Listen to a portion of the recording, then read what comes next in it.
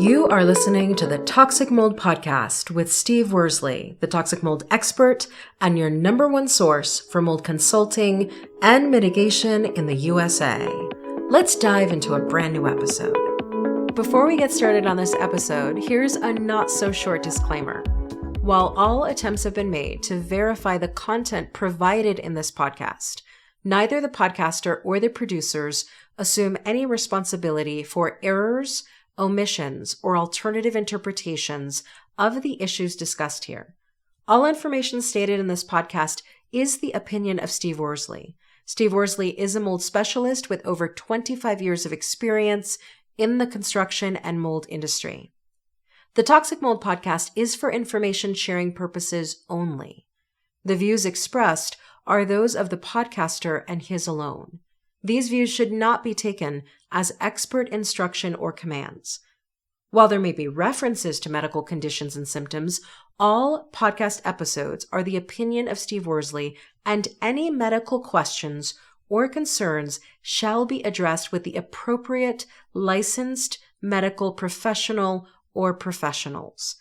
As the podcaster refers to different mold types, please be aware that Steve Worsley is not a microbiologist, and questions concerning mold specifics should be answered by the appropriate professional. Steve isn't, nor does he offer any legal advice. For any legal advice, you must speak with a lawyer. The listener is 100% responsible for his or her own actions. You can check out Steve's books on Amazon. Just go to Amazon and search for author Steve Worsley. You can also take Steve's courses on Udemy or Skillshare, and you can find out more about those at cnccontractorservices.com. Now, let's get to the episode. Hello, you're listening to the Toxic Mold Podcast with myself, Steve Worsley, and we have my wife, Cassandra, here again. How are you doing? Good. How's it going? It's been 3 weeks in a row. Yes, so it has been. You've already warned me that you might be able to keep doing them, but you might not. That's so right. You might have to do some solo episodes. Yeah, hopefully we don't have to go down that road. I don't like doing them solo, and I do think, though, I think it helps our listeners to have somebody else just ask questions, but that's okay. I can do it by myself. It's not a big deal. But anyhow, today's subject is mold remediation or demolition. What's the best way to remove toxic mold? So why do you think we're talking about it? Well, I think some people get into mold situations that just keep getting worse and worse and worse to the point where so much money has to be spent that they're like, I might as well have just leveled the home. Yeah, it's not an uncommon thing when I meet with our clients right before we're starting remediation, and they're like, just so you know, it would be okay if this house caught on fire, which obviously that's a joke, but it is, it brings up something that I say all the time. Mold is the gift that keeps on giving, and it is a rare occasion. Matter of fact, I don't think it's really ever happened where we go in and we do remediation and it's only what we thought we were going to do, which is what our bid was. Meaning, we go in and we say, okay, we're going to tear out how many ever square feet of sheetrock and wall coverings, and then the insulation behind it, and that's all that ends up needing to be done. That never happens. Exactly. It's change orders are just, it's part of the job. Mm-hmm. And I try to do a good job, on our remediation projects, telling our clients that, because we honestly don't know what we're going to run into. When we do remediation, we can only see the visible side of things unless our clients let us drill holes and we check it with bore scopes. I mean, my point is there's always change orders. And that's why this question comes up. Absolutely. Well, but don't you also think it's there are constantly moving dynamics to indoor air quality? Exactly. That mean even if you do everything you can and you do the remediation and the house is clear, at least to your knowledge, what's going to continue to change is where your home's at in terms of IAQ, but also the habits you're doing as you're in the home, which then could change things. And then unexplained, unexpected moisture intrusion events, tornadoes, hurricanes, a water heater goes. So it's always changing that I think for people, they're like, but we just went through this. Yeah. Or somebody buys one house and there's a mold situation. They move, they go to the next house and boom, there's another mold situation. Yeah. Then they build a house and boom, there's another. It's like, I think some of this is you have to know what comes with the territory, but you also have to know the role you're playing in the situations that do or do not come up. Yeah, for example, we have a job that I'm not going to get into the details much on just because we don't do that with our clients. Brand new construction, mold issue in the crawl space. They had it mitigated, and even during the remediation process, more mold started growing. Mm-hmm. And what they thought was going to be, let's say, a 2 to 3 week project is now on 2 to 3 months. And that's just how it goes. Another example, like you just brought it up, we can go in, let's say a water heater fails and it affects a couple bedrooms. We go in, we do the remediation. It's all put back together, rehabbed is what I call it. So all the insulation's replaced, sheetrock's back up, flooring's back in. They could literally move in, and the next week or the next day, the roof starts leaking. A tornado can hit. A tree could fall over and break their window while they're gone for the weekend, and then it rains all weekend. Yep. Like, as you said, this is something our listeners, if they've been through it, they know exactly what we're saying, but it's always changing. The indoor air quality is always changing. And you had a great point. You know, what role does our listener or the homeowner or the occupants of the home, what role do they play? And this is not to put judgment on people. This is to say, do you have humidity gauges in all of the rooms of your home, or at least the key areas? Do you monitor the humidity? Do you have a loofah? Do you monitor the loofah? Are you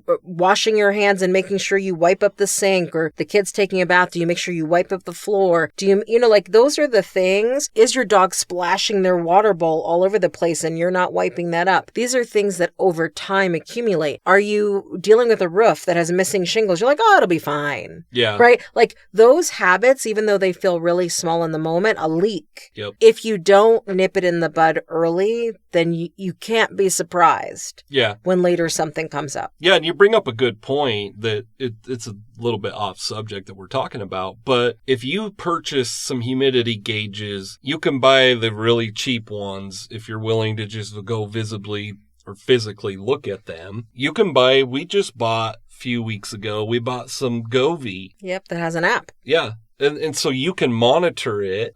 You can buy moisture alarms, water alarms. There's home water monitoring systems, which you literally put this device in where your main water shutoff valve is in your home. A lot of times it's in a basement or a crawl space that literally monitors the water moving through that sensor. So you could be on vacation and all of a sudden all this water's running through this monitor and you're like, what the heck's going on? Well, because of technology, you can literally shut your water off when you're in Florida. Mm-hmm. I mean, it's a crazy thing. But my point is there are things you can do and preventative measures you can put in place that will prevent all these things. Now, can we prevent everything? No. Yeah. But on the other hand, there are a lot of things you can do and gadgets you can buy that will prevent mold. Agreed. But if some of our listeners are, in their 70s or 80s, and they're like, yeah, we've never had a mold problem, I'd be shocked. And my point is everybody's going to have to deal with mold at some point. And, here's the interesting part. So this topic is mold remediation or demolition. And I think that's something that people think about when they are in a single family home. And the mold issue just keeps, no matter walls come out and then there's more mold behind the walls. And then subfloors come out and then there's more mold. But what do you say to people who live in condos, apartments, townhomes? You can't get rid of everybody who lives in your building. Yeah. Like, what do they do when they're in an apartment and they've moved from one apartment to the next and there's mold issues everywhere they turn? They have to buy a single family home. Okay. So it's like when they're like, what do I do if I keep moving into another apartment and I keep finding mold situations? Yeah. Yeah. And this. I have a client that's dealing with something similar to that. Mm-hmm. Left a moldy apartment, went into a newer building, is now in a newer building, but is still dealing with issues. And at the end of the day, that's why I said you have to buy a single family home. At the end of the day, there's a couple of factors. You're not going to control what's going on outside of your unit. Yep. Let's say you live in a single family home, but you're still renters. Unless you're willing to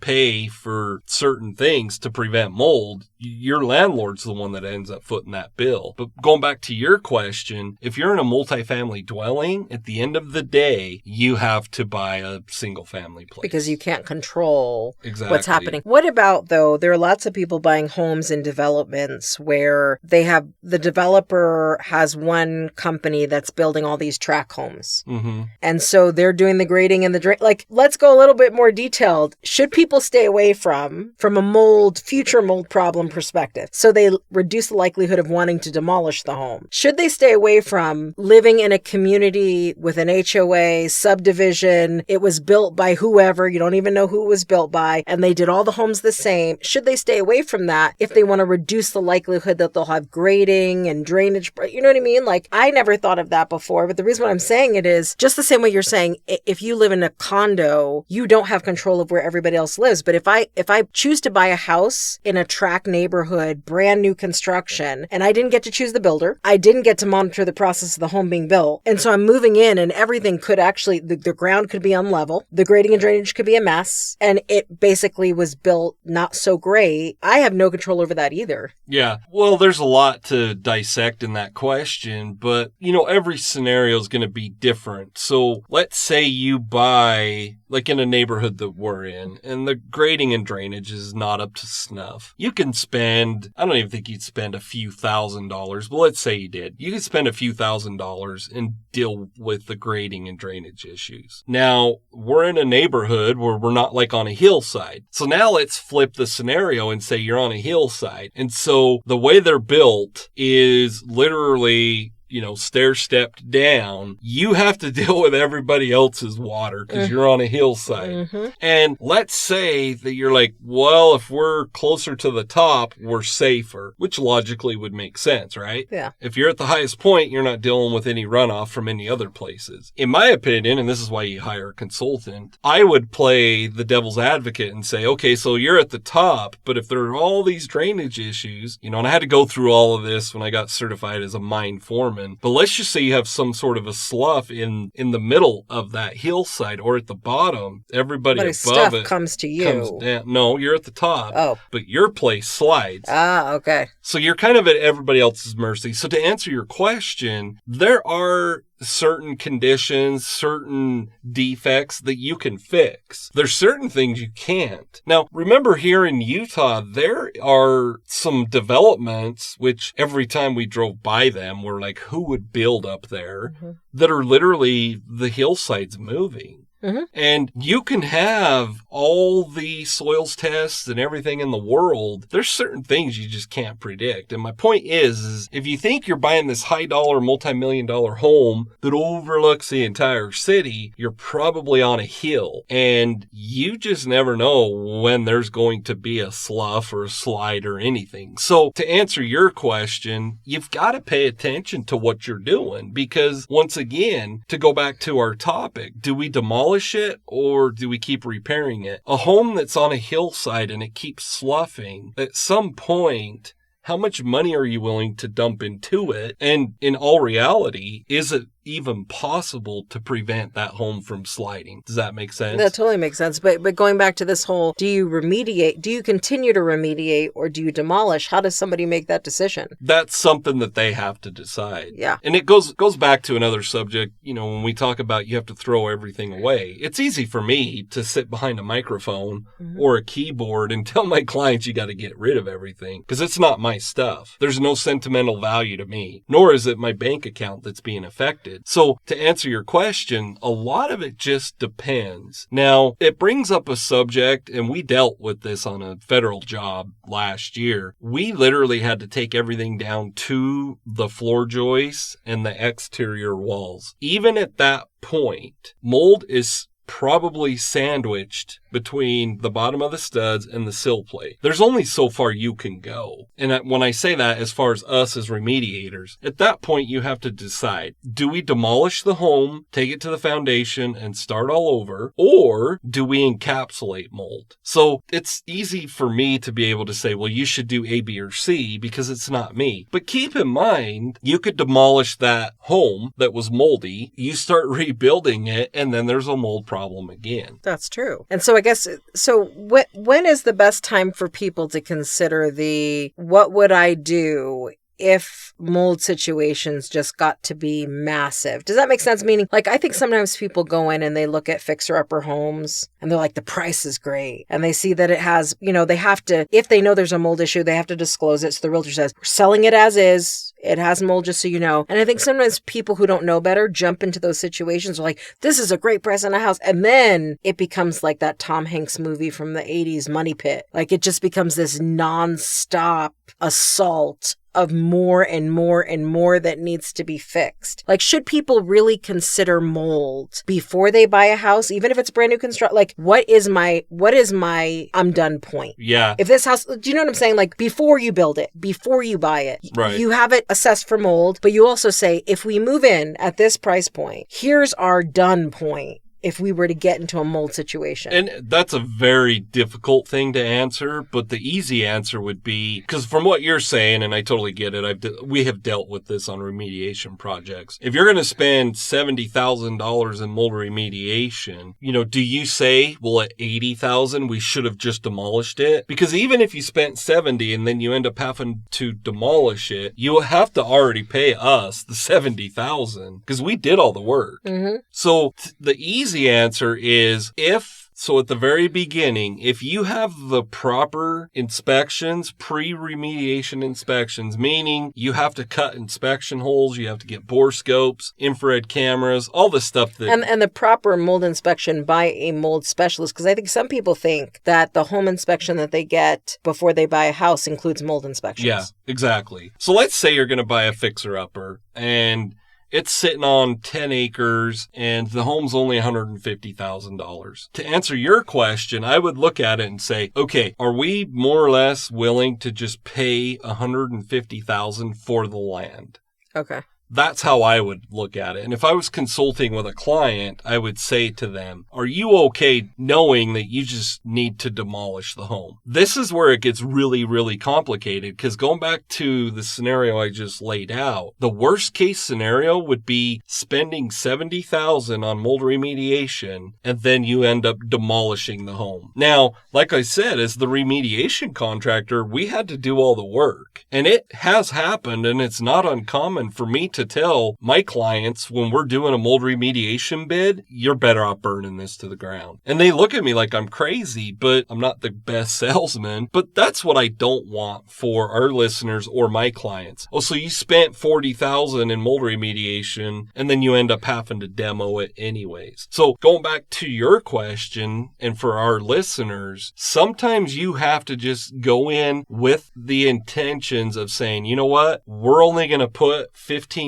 into it, or we're going to demolish it and start from new. Well, and I think the other piece is people have to think as soon as they can, not just the cost of remediation, but the cost of medical bills because their health has been compromised or somebody in the household's health has been compromised, the long-term medical costs. And then you also have to consider what's the cost to your safety. Yeah. So, and everybody has a different risk tolerance for how safe they feel in a home once certain things have happened. But like, I don't like mice. So if we had a whole mice infestation, I don't care how much you prove to me you've gotten rid of them. We're moving. Because I can never try. I don't want to live in my house and be looking freaked out all the time for mice. Right. So that's where I mean for mold, I think people also have to think about, even after we remediate, am I always going to live in this house worried? Yeah. When is are we getting sick? Is the air, Well, and something to consider is, when people have, psychological issues, we always hear that there was a trigger event. So let's say you're really, really healthy and you're like, oh, we're fine. I've been exposed to mold for who knows how long. You buy a moldy home thinking you're going to fix it. What if your body, you finally fill that bucket, which has never been filled before, and your body just says, yeah, I'm done. I'm done with this. I can't detox mold anymore. So now you went from someone who thought that you were tougher than the mold, and now you're somebody that's sick all the time. And so I guess my point is that's an assumption I would never make. And what you were talking about is more of like an anxiety thing. 100%. Like what's it worth? Like, do you want to lay in bed every night going, well, did my mother, my wife, whoever, my child, did they get Alzheimer's or cancer because of this home? Or asthma. Exactly. any of the things. Well, and asthma to me, like, I don't want to downplay asthma, but that's like the first thing. Yeah. Yeah. And what if it dominoes to cancer? What if it dominoes to psychological disorders, right? So at the end of the day, I guess the thing that I hope people take away from this, it's not that it's either we remediate or to what point do we remediate and we just burn everything to the ground. But this is actually a what if situation you should be thinking about well before you ever have a big mold remediation thing to do. Yeah. And there's not enough money that's going to replace your health or bring your spouse back. Or your sense of feeling safe in your own home. Exactly. And so, like I said, it's a subject, like some of our listeners are like, well, what does this have to do with mold? It's not uncommon for me to deal with clients that they're like, yeah, we should have just burned the home down. Mm-hmm. And so you have to make those decisions, even if you're buying a fixer-upper. Yep. You have to decide, like, especially when we're dealing with mold issues and in any indoor air quality issues, you have to understand and fully know what you're getting yourself into. Well, and I think it's definitely very different if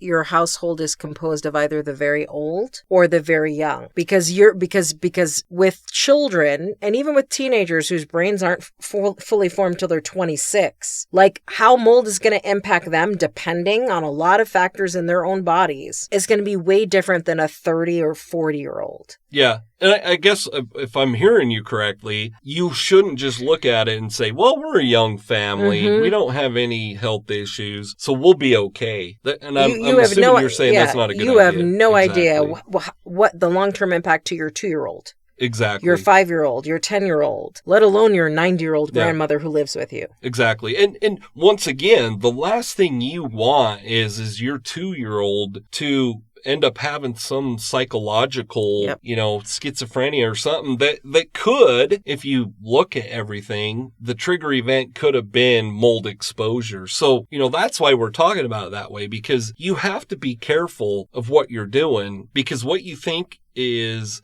a good investment might be a terrible investment. 100%. And, I just want to kind of talk a little bit to the naysayers, because there's lots of people out there who go, mold's been around forever. Mold is something that our bodies are, this is not a big deal because it's natural and it's been around. Here's what's not natural. Everything about the society we live in. Exactly. What's not natural is the fact that most people don't go outside enough at all. What's not natural is we expose ourselves to EMF and 5G and blue light. We are toxins in our food. We are living in a toxic soup that is completely unnatural. So just throw mold into the mix of that, and it's a poop show. Yeah, and I do hear that all the time. Mold's naturally present. It brings us back to the whole mold epidemic. The reason we have all these issues is because what we're doing, what we're putting in our homes. Like, even for you and I, we didn't grow up with devices or... 100%. All of these, our water isn't clean. There's no nutrients in our soil. So just throw toxic mold into the toxic soup of all the stuff we are exposing from the time a child is born all the way through. Yeah. It's not, we have to be more careful